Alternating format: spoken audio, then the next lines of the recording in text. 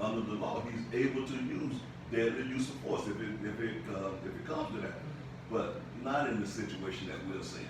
So and it goes back to, and I don't remember the guy's name, but the first I can't breathe. Yeah, Yeah. So you 5, 6, 7 officers on it, and when the man said I can't breathe, no one said check his pulse. No one said they get off his neck. Take it one step further. This guy said he couldn't breathe. George Ford said he couldn't breathe. And even after so-called paramedic, because he was a police officer, checked his pulse. Well, actually checked his pulse. Can you get up so I can check his pulse? He still refused to get up. So he stayed on another 2 minutes after. And it comes out, I mean, all the stuff is coming out. They knew each other. They worked together before. Doing security at a nightclub. So was this personal? I mean, you can, if I know you, I don't know you personally, but I've worked with you before. Can I really put my knee on your neck for 9 minutes? if you dehumanize that Yeah. person in your mind, you can't. And just the look on his face, he had no concern in the world. He was doing nothing wrong, had his hand in his pocket.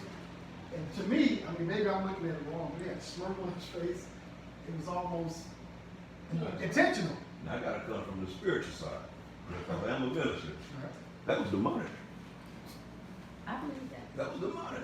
So there's no way from the human side that you can, the look on his face, the carelessness. There's no way you can tell me that. And you know, I think that's why this hit. I don't know if it's just y'all. This one hits different. They hit different. This one hit different. I mean, all of them are bad and tragic and they are traumatic, but this one felt fun. I can't even watch it. I can't listen to the sounds of it. Mhm. It makes my heart just, I feel something, and it ain't natural. And so I think you're right. You know, Miss Evelyn, Because because I'm not a pastor, so I didn't go to demonic at first. I went so many times we have watched this, and we watched the law enforcement officer running down, and he's resisting, and he's fighting, and then we get a clip of it. So, but to see that this man is not resisting at all, he's handcuffed, he's subdued, Begging. and begging you to let me breathe. So, and you kind of mentioned earlier about looking at it through different lenses. Let's just flip over to Trayvon just for a moment. So, when I saw that video, when all that stuff coming out, I'm thinking, I got 4 sons. I'm thinking, what would Joshua have done in that situation? What would PJ have done? I know David would have said, as long as you don't touch me. So PJ would have given him one of these intellectual answers that it would have just threw him off, and it would have given PJ time to walk away. Joshua would have fallen. I know if he'd have touched Daniel, it was going to be on. So when we began to look at that, to white America, it's a story. To us, we began to personalize that thing, and we see. I work hard to build a nice home for my family. I work hard to put them into a safe neighborhood. And you telling me my son can't walk a mile to the store? So that began to personalize that thing for us. And some people will never really understand our story because they don't have to worry about their son walking to the store. No one's going to stop the little kid on the skateboard and doing his That's not thing. even a thought that crosses their mind. He And lives that's here. privilege. That's what they don't understand is white privilege. We are tethered to our race. Our race goes with us everywhere we go. They don't have that concept, so they don't understand when things happen to white people in America. They don't see their family members in it. When we talk about black people, we say we are collective. They don't do that. So when we educate white people, I feel like we need to really break it down to the basics. Because when we think that they should understand, they don't have a frame of reference to understand our experiences. Yeah, they should have empathy. But, child, don't get me started. I believe systemic racism was created so that white people can kind of ignore the fact that they have created a system that minimalizes us, that diminishes black people, so that for their economic gain, so that they can maintain superiority. And I hate that, but that's what it is. And until we call a spade, not just us calling that spade a spade, but them calling a spade, I think that they will always see us with that lens. And unfortunately, that's my truth. I don't know if that is the truth, But that's what I Well, think. I think it goes back to the Dred Scott case. So this is not just something that we just started dealing with. So when the Supreme Court says, well, the Constitution really don't apply to Black Yeah. America Yeah. because you're not a citizen. Defense. So all of that, when we began to again pull the scab off there, there's a lot of wrong that has to be made right. And I don't know if we are in a position where we can really say, look, man, yes, I am not 3/5 of a man. Yes, I am an American citizen. So, and make you believe that I am.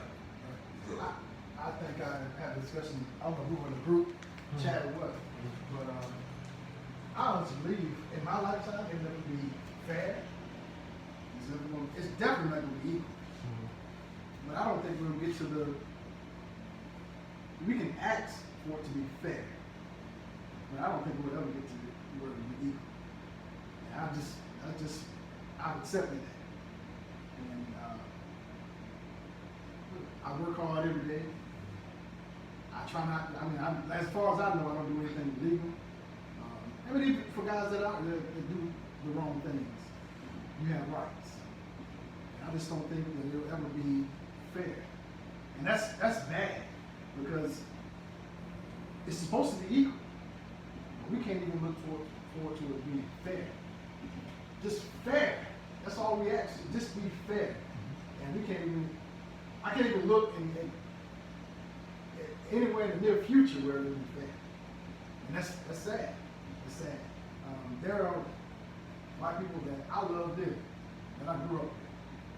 My kids can go to their house, their kids can come to my house, and most of them have been silent in the past week. And I understand why. They don't know what to say. If they approach me, they don't know what I'm going to say. But just letting them know on camera, if I did with you and you're white, I still love you.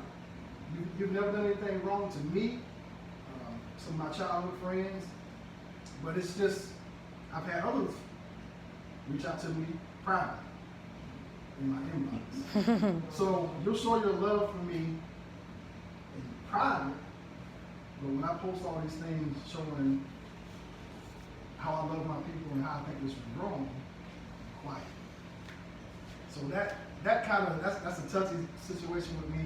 And I'm not saying to anybody that's reached out to me privately, I'm never going to call you out, I'm never going to say your name, but I just think that I've always been taught that if you do something wrong to me, and not saying they have, but a public apology is needed. Or if you embarrass me or come after me in public, then don't apologize to me in private. So I just, that's where I stand. That's okay. Okay, now I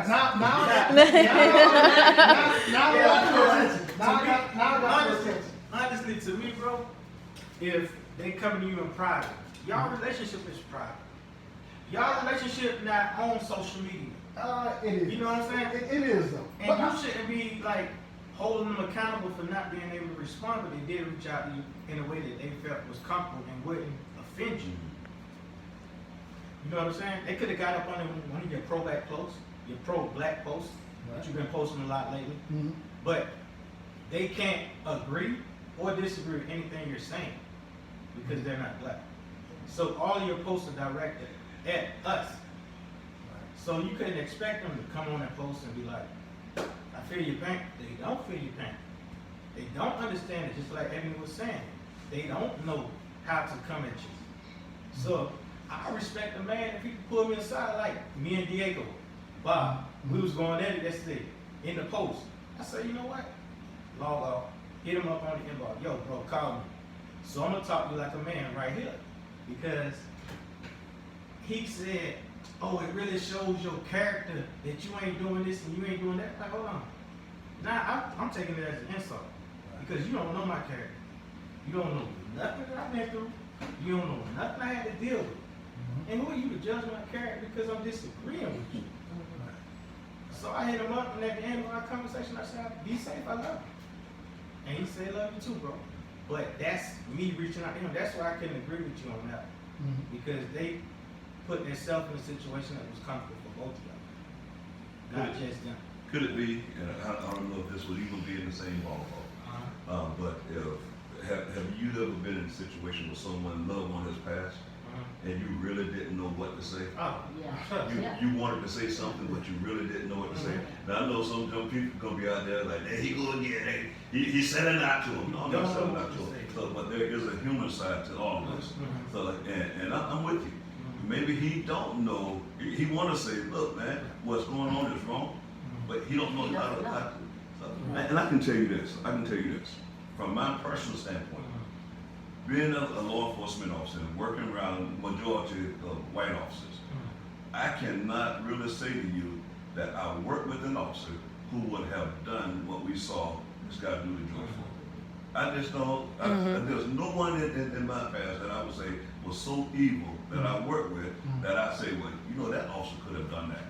I never saw that. Now, if I'm not around, could they have done something like that? Maybe. But I never saw an officer to be so callous and so dehumanized that they would do something like that. Now, may I say this? I feel like if you have a close relationship with someone who may not walk in your shoes and understand what you're saying, I do feel like if you don't know what to say, ask. I love you so much, I'm gonna say, what do I need to know? Teach me, tell me. But see, that's the thing. They don't, I don't wanna generalize, but a lot of people, not just in any situation, rarely do people say, teach me, show me. I don't know. What do I need to do? Help me. You know, and in those situations, I feel like we can take an opportunity to be a teachable moment and say, hey, you know, I know that you don't understand what I'm going through, but this is what I would like for you to do. I had I'm friends with very few parents on Facebook for the obvious reason. However, I had one young lady who's a parent of a former student at Mount Dora, and she asked me, you know, what can we do? And I said, well, for one thing, you know that racism runs deep in Lake County. You know this. I know people in your circle who do not do black people. I've had students whose parents are your friends who told me that if they date a black person, they will be disowned. You know these conversations are being held behind doors. Check them at that moment, immediately. If that's not something that you agree with, whether it makes you comfortable or not, at that moment say, hey, you know you're out of pocket. You know, there's sometimes when you gotta stand up. You gotta stand up, and that's what you can do, for me, you know, if you wanna help. You know, and I know this is your show, Sam. Not tonight. And when I invite you, it's our show. So my question is, as we're here, we know what the issues are that's facing us. What is it that we want to say to white America? What is it that we want to say to our white friends that will give them some a starting point on how we can work together to make this thing better? Well, what do you want white people to know about how we can make this thing better? Because this is not just a black American problem. Look, this is an American Well, that problem. right there, it's not just a black problem, it's a human problem. And if you can get all up in arms about a pit bull fighting another pit bull in the backyard of Michael Vick, you can get upset about a man being killed live on camera, watching his life drag That straight from was, his face.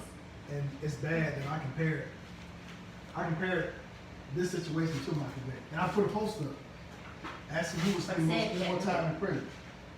Would it be Michael Vick, or is it gonna be, what's his name? Derek Chauvin. And I honestly in my heart believe, and I've seen so many officers walk, that it'll be Michael Vick. Yeah. Until they prove me wrong. And This that, man and lost that's everything. This man lost everything. And I'm not saying, I have a dog. I'm a dog owner. I love my dog. But you gonna take everything from me if I mistreat my dog. But there's a man that died. There's a man that But I also died. think that's one of those cultural a man differences died that we have to and acknowledge. Died on the street begging for his life. And you don't take that more serious than you take Michael Vick fighting dogs. Anybody ever read the book by Nathan McCall, Make Me Wanna Holler? No. Look, 20 years ago I read that book. So, and Nathan McCall said that, you know, he grew up in tough part of Baltimore. and he remember getting into a fight with the neighborhood bully, and Nathan shot him. And went home, and you know, so his dad took him down to the police department. He turned himself in. He got probation for shooting another black man. So, but then a short time later, he and his friend robbed the local McDonald's. They finna throw the key away now. Yeah. So now he could shoot a brother and get probation. Go down there and mess with Mr. Gilmore stuff. Yeah, we finna get rid of you. So and even when dealing with the criminal justice system, we know that it is unfair to the black male already. But even within that, so the punishment for stuff that we think that you really should be punished for, you get away with that. So, but then when you go across town and you burn down something, man, you're going to jail forever. So, The previous guest I had on the show made the comment that we know the system's not in our favor. We know it's never going to be fair, but we still do stupid stuff to put ourselves in situations to where we give them the right to do what we do. And I don't know if I agree with that. I really don't know if I agree with that wholeheartedly, because if it's set up for me to lose in the beginning, 10% of what I do can be 80% of what somebody else is doing. But I'll get worse. Just for me speaking up for myself, I may get busted in the head with something. But I've seen some of my white counterparts curse the police out. Spit. Go off on them and, man, I mean, literally almost fight them. What did you do? And I'm paranoid. Hey, I'm mad at him. scared for it. Hey, chill out, man. Because I know at the end of the day, it'll turn back on me. When it's all said and done, I'll be the one that the most trouble. But I'm even careful about, I told a story in the last show about being pulled over by the police about 2 months ago. I had my son in the truck. Headed to his baseball game. I'm running late, and my wife out of town. Everything goes haywire. It's all on me. But I'm headed to his game. It's late. It's a speed trap. I'm speeding. He pulls me over, and man, I'm shaking like a leaf. I know I'm speeding, but my son is in the truck. So how do I react to this officer? Dude, then first thing walking to the truck. Where you going? And everything in me wants to say, none of your business. Like, it don't matter where I'm going. Why do you stop? But I have to be careful what I do in front of my 9-year-old son. You know? And he can see I'm nervous. Now he's nervous. So everything I do in front of him to this officer is being registered in his mind. You know? And I explained to him after that because he was shook up. He gave me a ticket and let me go. But it was just that 7-minute span. It's like, man, this is slow motion. I'm paranoid. I can't show my son that I'm paranoid, but it's all over my face. It's all over my face. I'm scrambling around. I know where my registration and my license are. And I'm actually looking at places that it's not.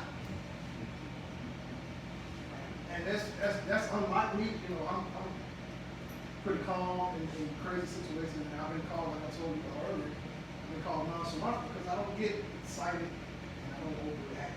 So, but in that moment, I want to show my son that I'm handling this. I don't know what this dude, how's days going? I don't know what kind of war he's had. But it's the thing, do black men really know how to handle it? I mean, are y'all ever really comfortable when you get stopped? Not you. A lot of that has to do with what we call. He got it. I watched the show last week and I heard that, and the first thing that came to mind was the code. Yeah. It's the code that's ingrained in our community that says, what were you doing? What did you have on? Well, did you do this? But we start asking a lot of questions, and I feel like going back to the Trayvon Martin situation, the reason why this gets different is also because there were some of us that had some doubt. Oh, well, they had a little weed on him. Why was he out so late? You know, we had a lot of questions. Well, why was this happening? Well, where did he go? Well, what did he say to the man? You know, we in some cases, we code ourselves into that thing of. That goes to the woman that's beat up by the water. I deserve it. Well, I shouldn't have say this. I deserve it. Well, I shouldn't have had the hoodie on. Maybe I deserve it. You know, and that's, I'm gonna say. Okay. I'm When you just said you telling you I got pulled love over, my job, so. you've been pulled over, and I felt what you're describing. I felt everything because that had happened to me. And I'm like, I know where everything is, but I'm not doing anything wrong. And it might have been like I got pulled over on pay, and it was all it was the light above my tag. And went out somehow. Like I don't know if it was just loose. But it went out, he was like, well, I just stopped you because of this, but I'm all nervous. I'm sitting, my mind racing like, turns, why did I do this? Was I speeding? Did I miss a stop sign? I never hit the stop sign. Like I got a million, all he was saying was, hand me the tags out. And I'm jittering around, fumbling, I fumbled somewhere along the And I want to ask you, I got a scenario. I was coming from Tallahassee one time. I don't know if you know Mike, light skinned Mike from Houston. Yes, He stayed with us in Tallahassee. Anyways, we coming from Tallahassee. We get pulled over in Gainesville. He wait till we stop and say, "Cuz I got weed on me." I say, "You got what?" I say, "You done drove 2 hours and you say you just not telling me you got weed on me?" I said, "Okay, cool, no problem. Hide it. Put it in your pocket, whatever." Police walk up. "Can I see your license and registration?" "Officer, he got some weed on him." "In case you find something in my truck, check him." I said, "Can you step out the car?" "Get him out the car. Get him." Nobody. Wait 2 hours. You so disrespectful. Yeah. Anybody, all of us could go to jail because you want to bring a little dime bag with you from Tallahassee like you couldn't buy it down here. Like, so. Y'all see that look I got on my face looking at me? Officer asked, "Sir, can you step out the car?" He said, "Ask me to step out the car." He had to pay a little fine. He ain't smoke weed no more. And now he got a good job down there, you know what I'm saying? You just say no, okay? He thanked me. Well, nothing but the Lord. This was like 6 years ago. 7 or 8 years ago. He thanked me and said, "Cuz, well, I sure appreciate it." He said, "All I had to do was pay the fine, and I ain't smoke weed no more, and it went never on my record and stuff like that." I said, "Man, you can't play with people like that." Y'all remember that Chris Rock clip where Chris Rock was talking about how to deal with the police? Mm-hmm. And he and his girlfriend was arguing, and the police come up to you like, He got weed! Man, I funny that. Let's get him out of here in case he tried to hide it. I was raised a little different. Like my dad, he taught me and my brother how to deal with officers. You know, that's a luxury that we had. A lot of people weren't taught how to deal with it. Just 2 weeks ago, I'm speeding like a fool, racing in Pine Hills, 10 o'clock at night, get pulled over going 67 and 45, 279. I pull over, 10 o'clock at night by myself. Officer walk up, license registration. I'm shaking like you, like a weed. I think he finna, I'm by myself on this dark street called Rose. He was like, "What's the rush?" I said, "Man, I don't know. I was trying to get out of Pine Hill." He said, "Okay, cool." He said, "Can I see your license and registration?" I said, "Yeah, I gave it to him." "So like, you got any weapons in the car?" I said, "Yes, sir. I got a pistol." He said, "Where is it?" I said, "In the holster in the glove box." He said, "Okay, cool. You keep yours in your holster. I'm gonna keep mine in my holster." Went back to the car, printed out my ticket, told him to slow down and have a nice night. You know, because I was honest with him. You know, I could have lied. But You for know, Philando Castile was honest. Right. I was just gonna bring that up. You brought the point earlier to how do black men deal with law enforcement? I, for one, I never give up my power. I never give up my power as a United States citizen. So I know what you can do and I know what you can't do. So when you pull me over, so I know this is what I'm doing.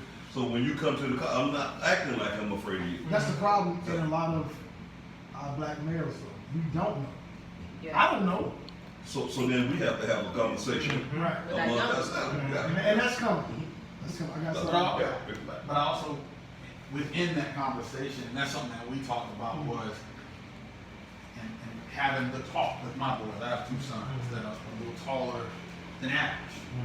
And they often get, "How old are you?" You know, they often get that question. I explain it to them. But it's something that I've fought with is by going and having that talk, having the talk, and how you do this with an officer. I feel like when my dad did it with me, it actually put fear into me to where I didn't have that. Now, I wanna ask you a Thing. question, not cut you off. The last show that we did, I brought up the fact that as a black child growing up, you were always taught to fear the police. And I was told by one individual that, oh, I never was scared of the police. I said, why? Growing up as a black male, female, whatever, when you saw the police, it was so, that's the police, you're scared. So growing up, you never really lose that. I You mean, don't want nothing to do with it. I'm gonna throw this in there. Nothing to do with the police. Our personal responsibility on that too. I hate it when I would walk into a store or walk into a situation that, and mama had her son there, and she said, if you keep being bad, I'm gonna tell that police on you. So we play a part in that also. And every time it would happen to me, I would stop like, no, I am not here to be a punisher for your son. And I would explain to that young man that I am here to serve you. But if you need something, you should feel safe when you see me coming. So, but sometimes we add to the problem too. So, but it's generation after generation after generation, it's passed down. And then it's reinforced by situations that happen within the community, the interactions between the police and the people. So I think it's sometimes, not all, I'm sure you was pretty good, Pastor, but some of y'all don't always act right, you know. I mean, I'm a woman, and I was pulled over one time. I was in the Paramore though, but I was just stopping at the gas station to be What y'all doing over there? I was coming from the Improv one night, and that's on Church Street. And I stopped at the gas station on Paramore and Church to get a Coke and a BC powder, because, you know, I had a little drink. And he saw me stop at that gas station, and I was a teacher. At that time, I taught at Jones High School. And I saw one of my students. So I was having a conversation with the child, and it was late night. The child was out. I'm like, what you doing out here this time of night? Anyway, I get in my car, go home. Police come right behind me. I said, oh my God, they gonna pull me over. The man pulled me over, and I didn't know. I was kind of ignorant. And he pulled me over, and he asked me where I was coming from, and I told him where I was coming from. And then he said, do we have permission to search your car? So me, you know, I already don't like y'all that much, and I'm like, search my car, I ain't got nothing in there. They pulled up my whole back seat. Now, afterwards, I was young. It must have been about 2002, 2003. Anything could have happened with him pulling up my back seat. And, you know, but thank God, you know, they say God covers babies and fools, and I ain't no baby. So, thank God I was covered that evening, but I didn't know to not give up my power. Right. You know what I'm saying? And I just wanted to prove that you're wrong. You're stereotyping me because of the area that I was in, not necessarily because of what you think that I've done. It's just the area that I'm in. So we don't know. And I think negative interactions with police sometimes guides those types of conversations with our children that are wrong. and I think, well, I don't think, I know, for the most part, our black neighborhoods are over-policed by law enforcement. So, we don't ride through other neighborhoods looking for, we say patrolling, but looking for things going the way that we do in the black neighborhood.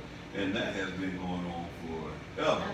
So that means that somewhere we got to sit down, and 2 points I want to make. We got to sit down with law enforcement officials, and we got to say, okay, this is how you need to patrol our neighborhoods. So we need to start speaking up. So, and then the second part to that equation is we got to start growing some young men to become law enforcement officers, to become school teachers, to get them in the environment or in the professions that are impacting our people. Amen. So now the hard part to that is telling that young You man, gotta tell that story that you told earlier. yeah, so Being caught in the they're middle. caught in the middle. I did when I was at the University of Louisville, Southern Police Institute. I did a research paper on policing and the minority representation in law enforcement. And there is a phrase called double marginality, meaning that I am not accepted by my white police comrades, and then I'm a sellout when I go back to my community. So I'm stuck in the middle.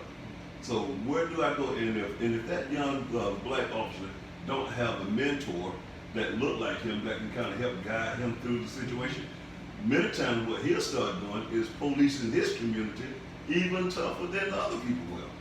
So we have to, as we grow law enforcement officers to represent our community, we have to make sure that we are instilling in them what it is that we need from them. We don't need you to come heavy-handed.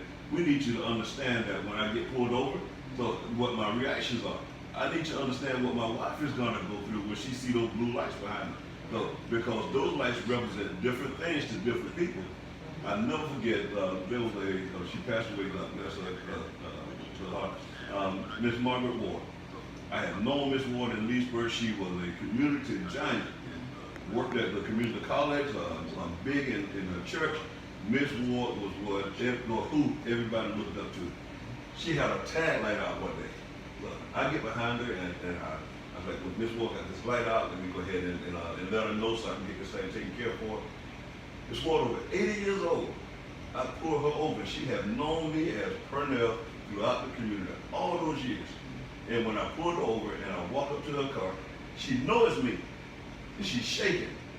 And she's, I mean, just, her whole demeanor changed, not because Purnell pulled her over.